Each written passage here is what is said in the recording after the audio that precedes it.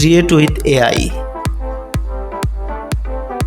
এর ভিতরে কি আছে চলুন এর ভিতরে প্রবেশ করি এবং দেখার চেষ্টা করি প্র্যাকটিক্যাল। ইমেজ জেনারেটর সম্পর্কে অনেকেই জানেন, আবার হয়তো অনেকের নাও জানেন। টেক্সট লিখে দিবেন, অটোমেটিক টেক্সট থেকে ছবি তৈরি হয়ে এখানে টেক্সট লিখে দিবেন।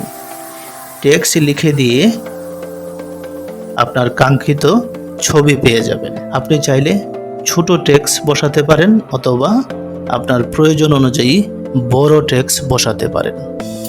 দেন একদম নিচের দিকে চলে আসবেন, জেনারেট লেখাটিতে টেক্সট অনুযায়ী 1 2 3 4 চারটি ছবি জেনারেট করে দিয়েছি।